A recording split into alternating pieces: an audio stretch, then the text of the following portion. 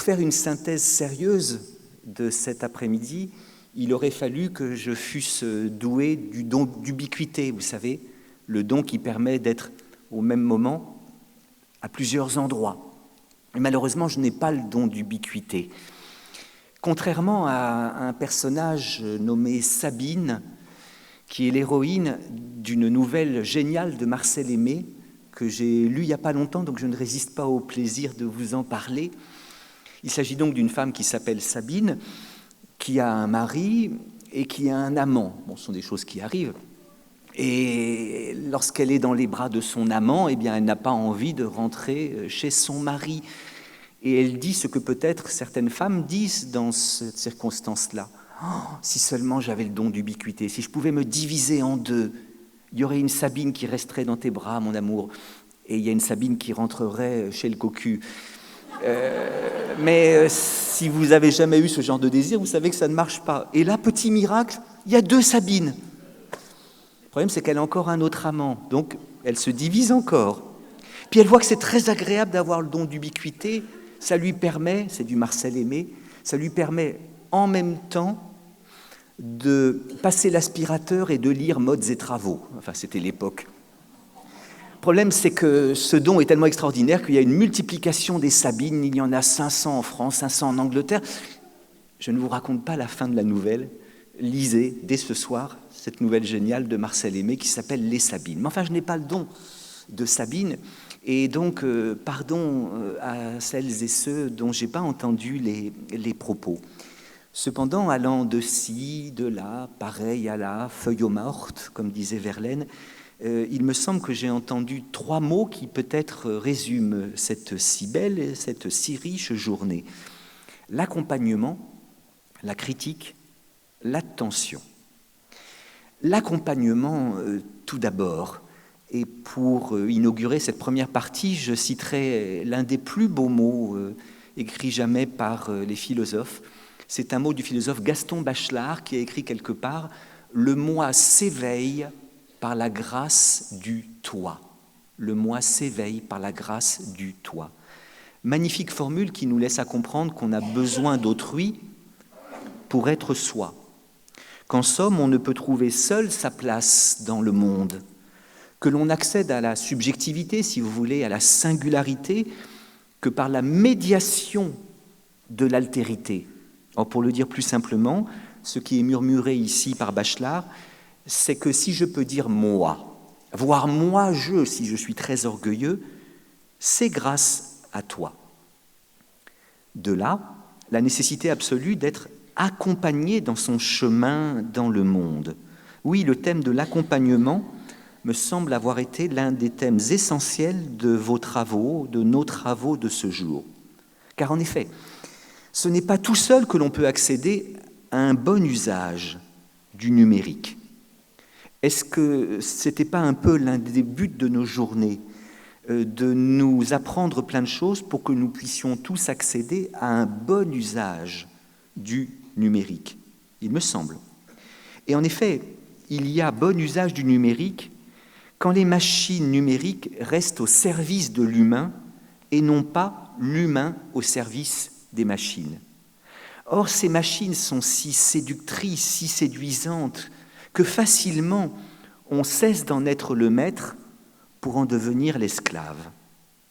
Et je crois en effet que ce sont les autres qui nous aident à ne pas devenir les esclaves de ces machines pour en rester les maîtres. Chacun a besoin d'être accompagné dans sa conquête et dans son usage des outils numériques. Et en effet, si l'accompagnant, le compagnon, c'est étymologiquement celui qui partage le pain, cum panis, avec le pain. Le compagnon, l'accompagnant, c'est celui avec qui je partage le pain.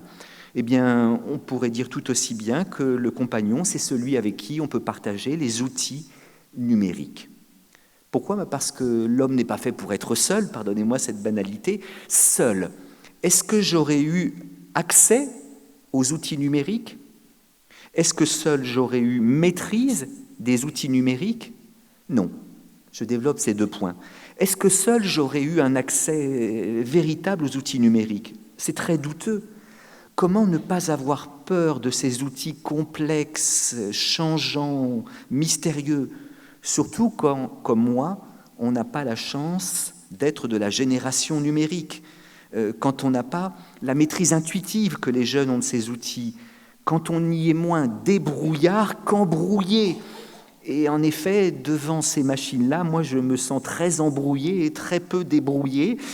Je vous avoue que Excel est un logiciel qui m'a fait peur pendant des années. Je n'y comprenais rien. Il m'a fallu plusieurs années pour comprendre que, parce que je croyais que quand je me trompais dans une case, il fallait que je refasse tout. Et alors j'y passais un temps fou, et il a fallu qu'un jour ma fille me dise « Mais Tigrou, pardon, c'est comme ça qu'elle me surnomme, tu n'as pas vu qu'il y avait une case en haut? Et puis en fait, si tu mets en haut ton nouveau mot, ça change tout. » Alors c'est ça l'étrangeté des affaires numériques, c'est que normalement, ce sont les vieux qui apprennent la culture aux jeunes, alors que le numérique, c'est plutôt les jeunes qui apprennent aux vieux. Si je vous donne ces données un peu biographiques, c'est parce que je me sens un peu en situation de handicap devant ces machines-là.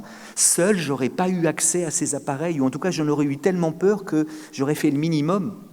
Merci, Emma, de m'avoir accompagné, d'avoir été ma compagne, qui m'a rassuré, qui m'a dit « Mais regarde, c'est tout simple. » Seul, je n'aurais pas eu accès à ces outils numériques. Seul, je n'aurais pas eu maîtrise de ces outils numériques.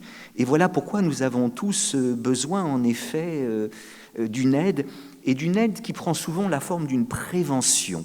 J'ai entendu dans l'atelier qui s'occupait de la maîtrise des réseaux sociaux qu'en effet, nous avons besoin d'une aide qui va nous aider à prévenir tous ces dangers que sont le cyberharcèlement, la tentation de dévoiler trop de choses de son intimité, qu'elle soit physique ou morale, danger de la calomnie, de l'insulte, danger des fake news, dont ces outils sont les principaux véhicules, danger du vol de l'argent ou du vol des données. Généralement, plus généralement, n'a-t-on pas besoin d'être accompagné pour éviter les pièges de l'addiction aux écrans? Addiction qui peut être une tentation pour chacun, pour chacune d'entre nous. Addiction qui risque d'entraîner que l'écran fasse écran. Que l'écran fasse écran à soi-même, aux autres et au monde. Ces machines merveilleuses devraient nous permettre d'avoir un rapport plus riche à nous-mêmes, aux autres et au monde. Or, lorsque on en devient les esclaves plutôt que les maîtres, lorsque l'on est addict plutôt que libre, eh bien, ces machines, en effet, font écran.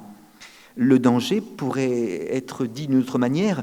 Si on n'est pas accompagné, si on n'arrive pas à maîtriser ces outils, il y a risque que le réseau devienne un réseau.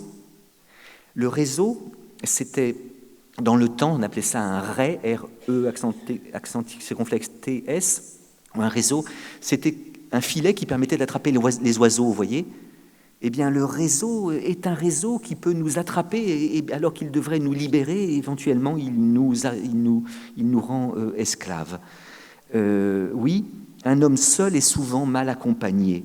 Le plus bel outil numérique perd beaucoup de sa beauté si je suis seul face à lui.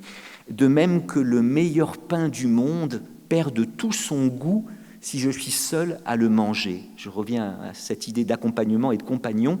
Je suis très jaloux de la formule absolument géniale qu'a eue un très très grand philosophe, je veux nommer Jean-Pierre Coff, qui a dit un jour « Le pain appelle le copain, nom de Dieu ».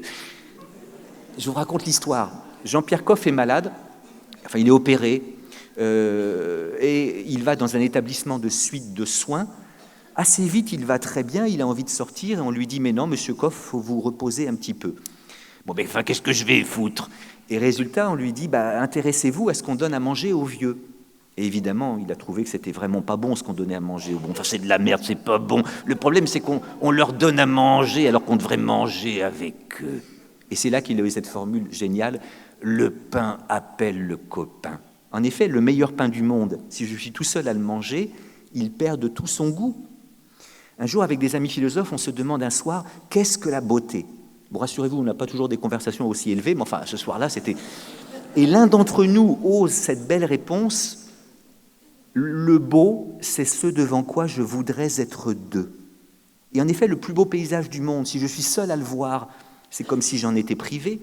La plus belle musique du monde, si je suis seul à l'écouter, c'est comme si j'en étais privé, j'ai besoin de la faire partager. Eh bien, le pain appelle le copain et la machine appelle le copain tout autant. Premier mot, accompagnement, oui, parce que un usage autonome de ces outils n'est pas un immédiat. L'autonomie, ce n'est pas un point de départ, c'est un point d'arrivée. Et j'ai besoin de l'autre pour devenir autonome. C'est ce que dans le patois philosophique, on appellerait l'hétérogénie de l'autonomie. C'est-à-dire que l'autonomie est générée par les autres. Premier mot, accompagnement. Deuxième mot, critique. Critique. Je crois en effet que ce que nous avons tous essayé d'inventer, c'est un rapport critique au numérique. Et la critique, ça fait penser évidemment à Emmanuel Kant pour les philosophes, la critique, ça n'est pas le soupçon, ça n'est pas le refus, parce qu'on peut faire de bonnes critiques.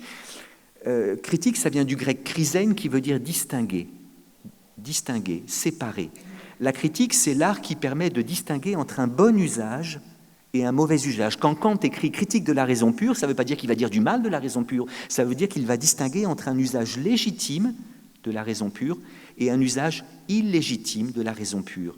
Eh bien, même chose au sujet du numérique.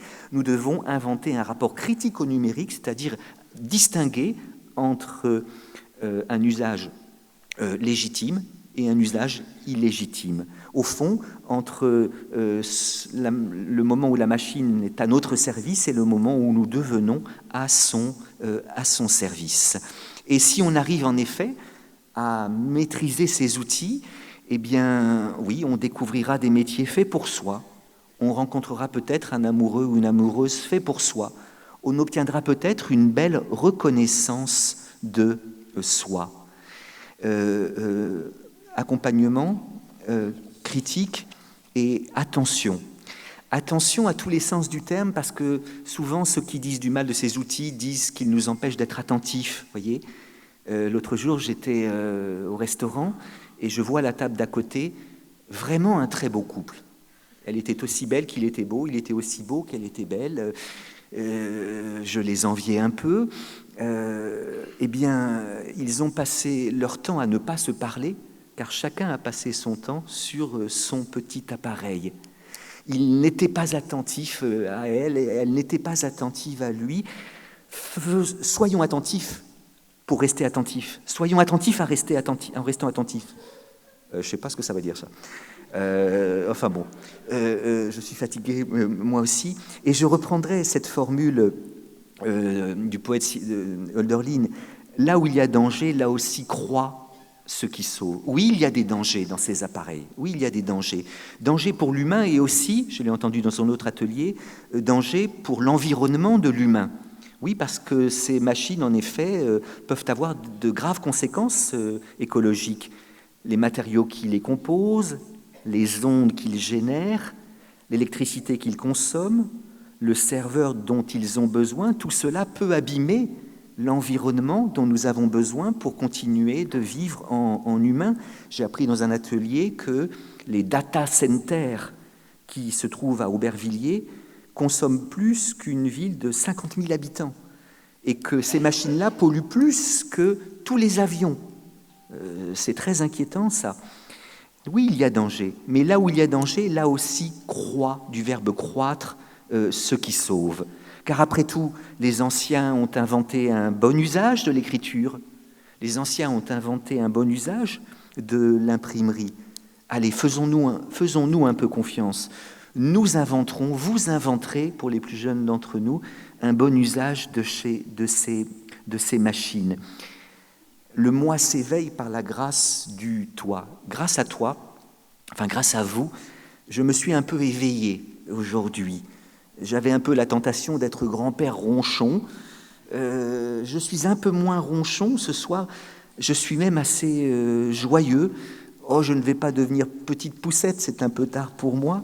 Mais non seulement je ne finis pas la journée chagrin, ronchon, mais je la termine dans une forme d'allégresse. Parce que l'écoute que vous avez donnée à un philosophe qui doutait de sa légitimité à parler aujourd'hui,